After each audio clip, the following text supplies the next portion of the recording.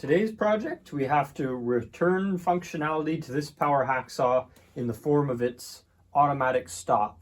So once the saw has cut through the stock all the way and it falls beyond the bottom of the table, chunk like so, a stop, this is all that's remaining, this little eyelet, and it was cast, presumably, because it's busted clean break right there.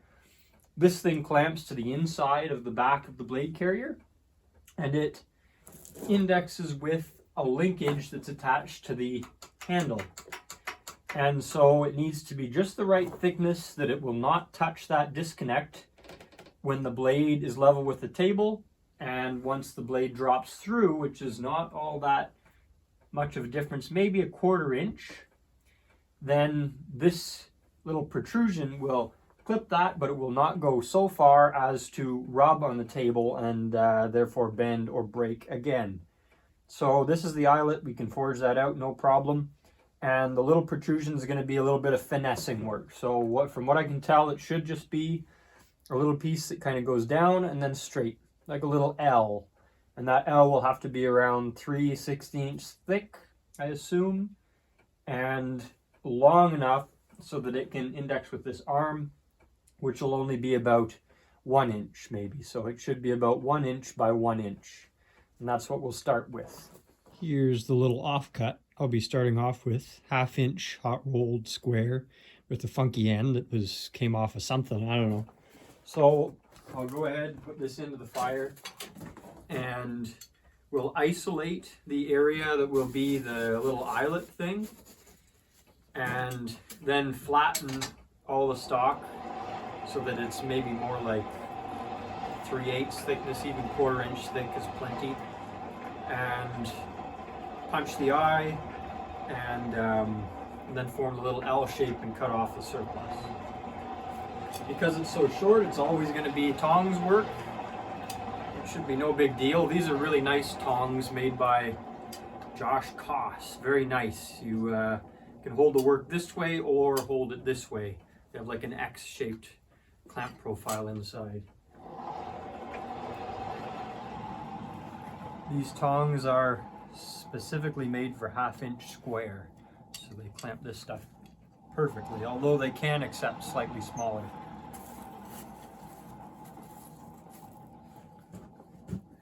So I think I'll put this here, and I'll just kind of, whoops, make some rounds on the top. Ah, missed again. There.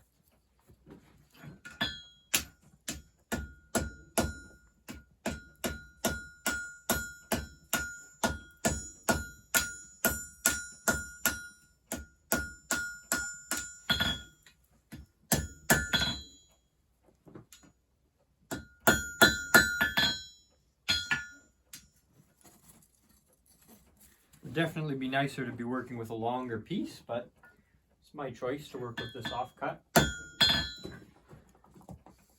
I'll isolate some on the shoulder.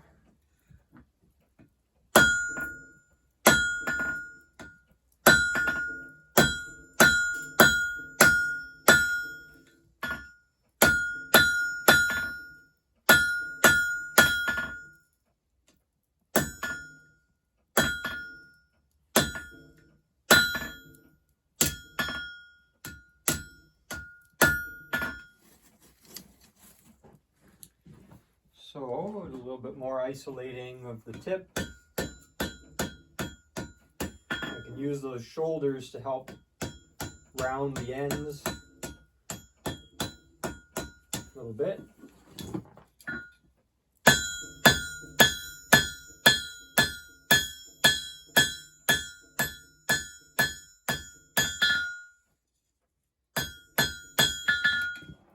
Here's the punch, and it is a harder steel, but it is not hardened. It's not brittle hard. So I've gone ahead and dressed it just by hitting it around like this. And any of the material that might have slightly mushroomed out is now being brought in. And if you can see that, it's actually slightly concave, which really helps with punching the center of the hole out, or making that little biscuit, that little piece of metal that's going to fly out if I do it right. So to keep that punch of a good temperature, I have this little pail of water. I'll just go right there. And this anvil has a Pritchel hole of about a 1/2 inch. It would be nicer to have it slightly smaller because our material is going to want to go into that hole as we're punching the center out, but that's all right. And we will punch this, which is say 3/16 or an eighth, and then we'll drive this through like a drift to open up the hole after. Tongs are getting warm, my. Now, there are only so many limbs, so I'll use my legs. Oh, I'll have to come around to this side because of its funny shape. Hold it over the hole. Actually, we can probably do the first few hits just on the flat surface.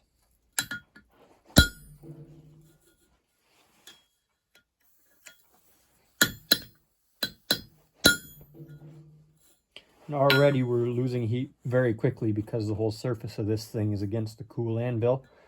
But there we go, that's pretty centered. So I'll do a few more hits and then flip it around, and it'll be very obvious where the center is on the other side just because of the shape that the indents make.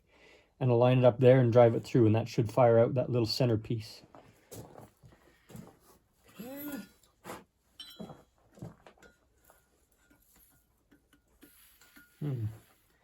As I'm holding it on the diagonal, my legs want it to twist.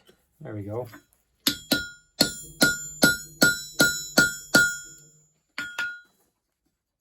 Come on.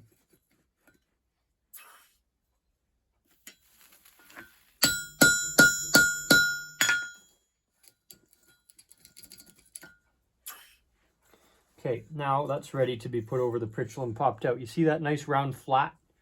So I know this hole is going to be in the center. Walked a little bit off. Well, I guess I walked it a little bit off. That's all right.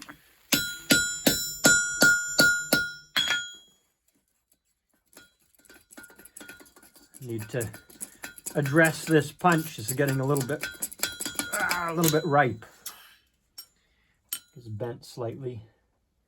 Yeah, maybe too soft.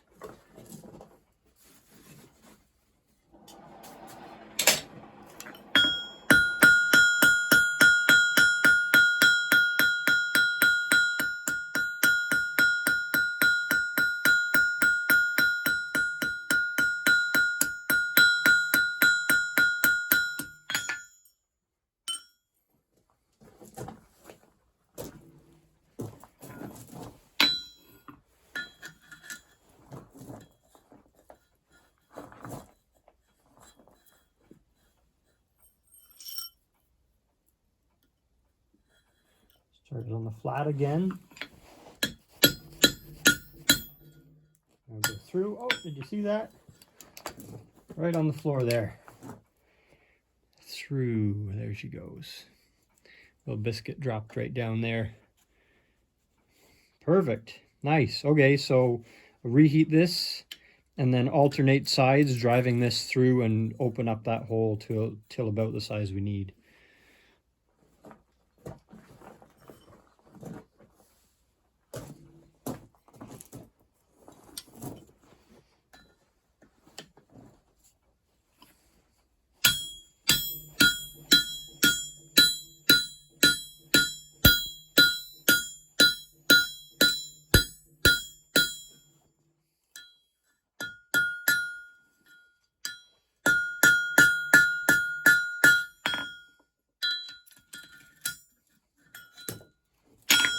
Perfect.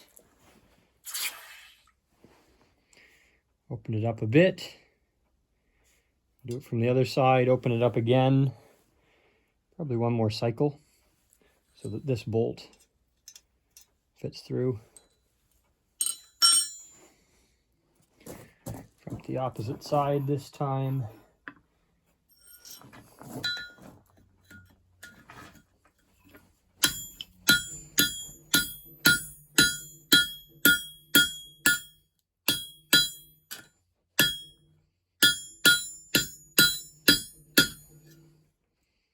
How's that? That looks pretty good.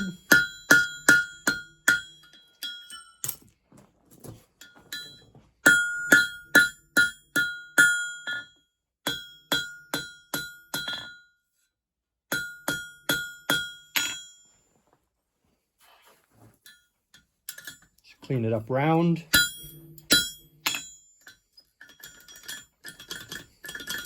Come on.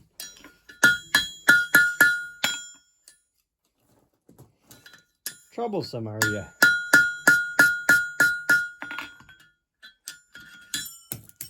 There we go. Okay, we can work with that. Test, perfect. What we like. Okay, start working on the other end.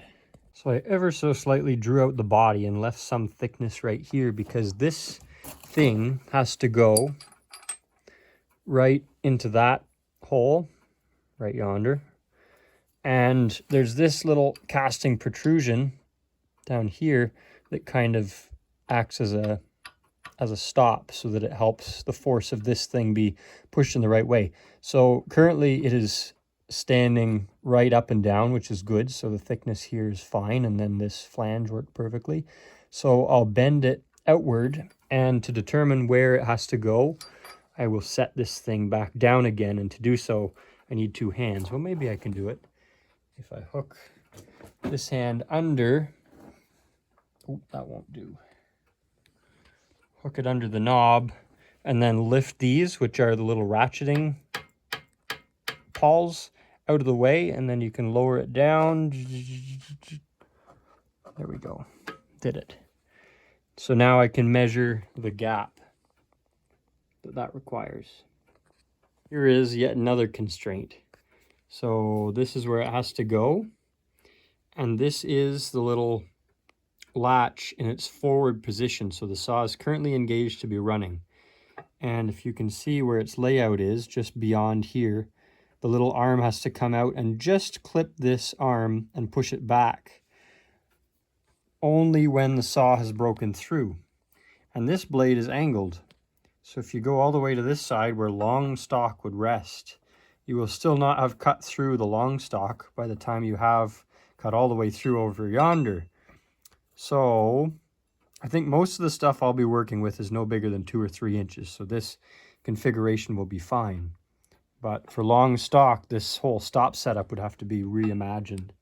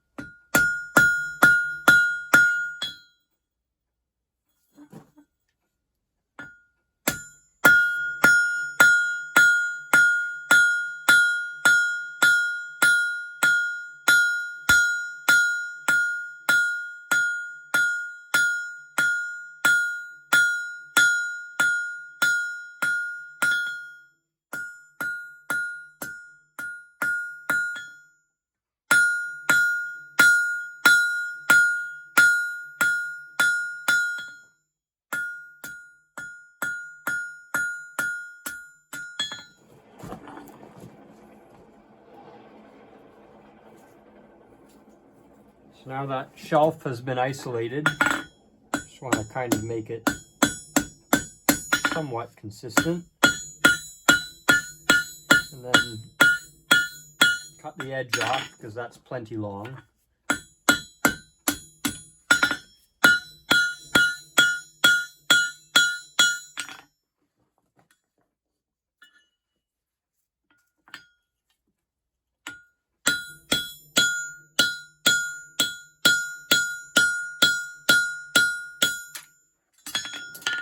Oop, drop them both.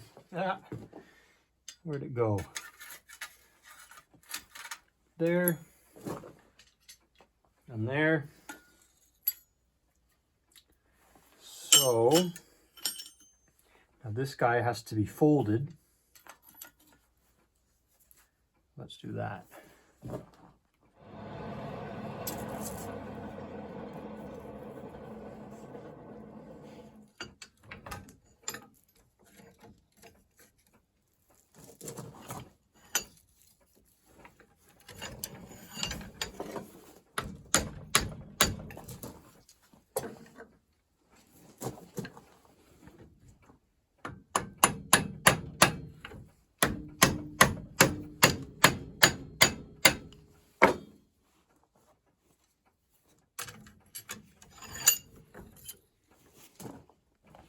Well, here's a little piece.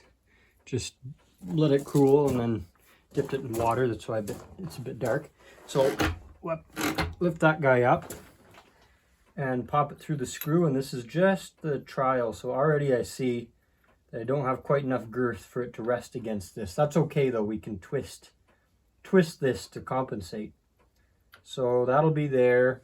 And then if I slowly let down the arm, let's say to there, which is not quite, still cutting, still a ½ inch to go. Say to there.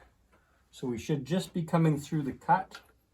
And if this is here resting against it, oh well, it will hit the arm at that point. But I think, yeah, we're still a little bit up. So all the way down, that will hit the arm and it will not hit the bottom. So we might be okay on the incline like that. The only thing is it's too long. And so if the saw goes forward, it will hit that piece. So we need to take a ½ inch off the length. Adjustments have been made. Slight tweak and ½ inch shorter. Let us see. That's looking pretty good. It's looking very good. And that is at, where are we here? Yeah, so that's at the bottom. It'll just clip the top of this if it's engaged. Should clip that no problem right there. So I have to also make sure that when it goes back, it doesn't go too far and crush something. So that's at the right at the end of the stroke, and this arm is all the way forward, and we have a good 1/8 inch clearance, so that'll be good. Last thing to do to make any job proper is some filing and some finish coat of some sort. Maybe I'll start with the fancy round part.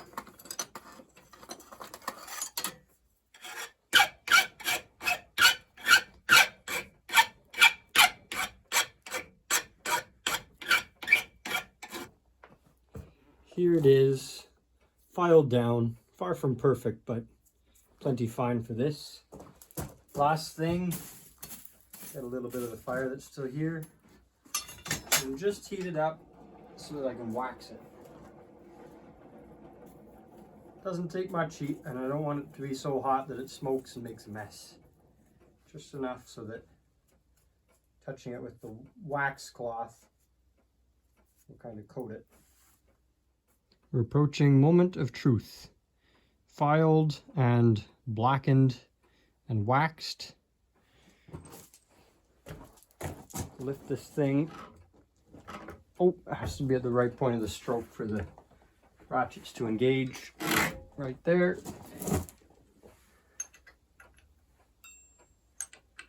Bolt through this side, it sits there, and I have a nut.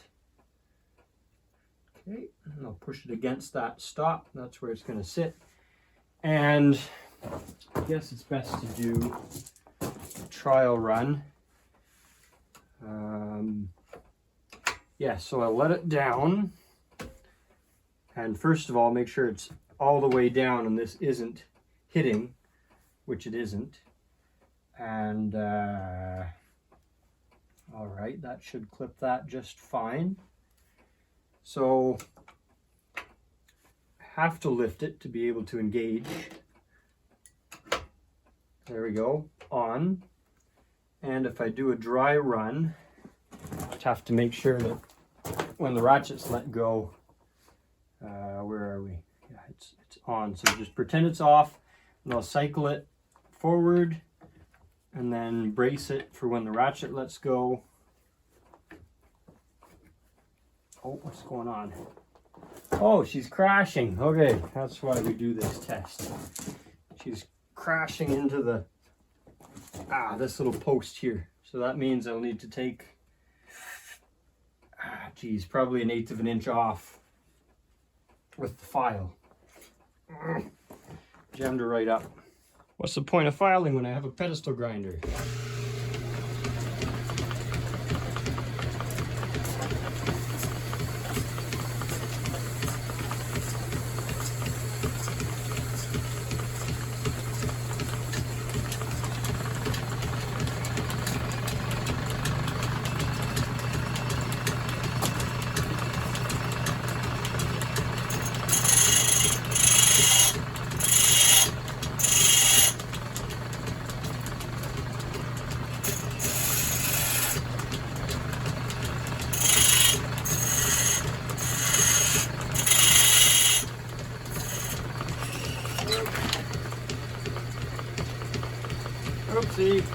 Well, that real quickly became a relacing job, so it took 3/4 of an inch off, and let's try again.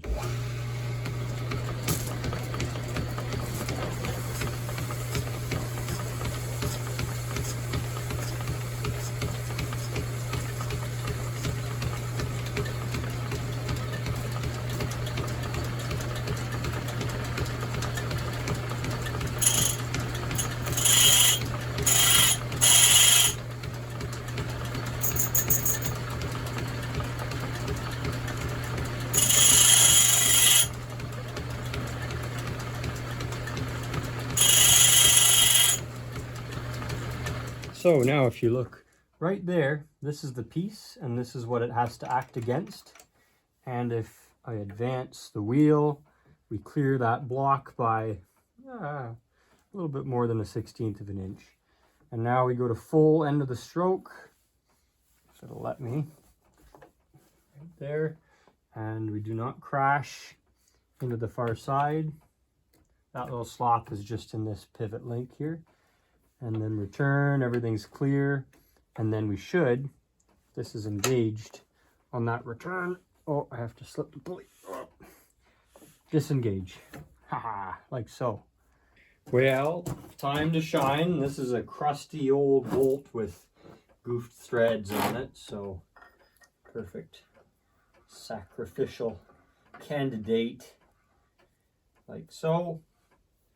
And a good clamp and a little sniff of oil. And fire up.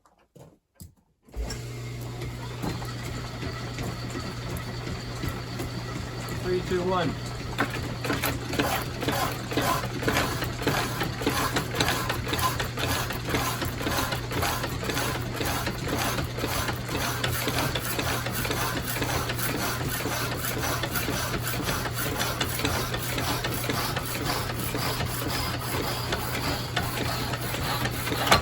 Ah, perfect. Let's do a proof of concept for the second cut.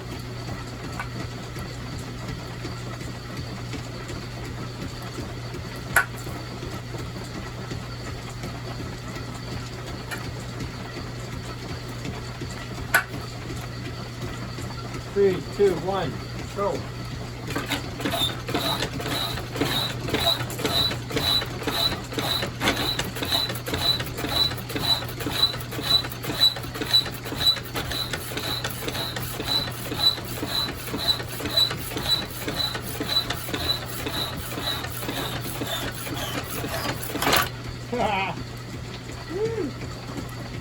Well, I'd call that a great success indeed. So I hope you enjoyed and see you next time.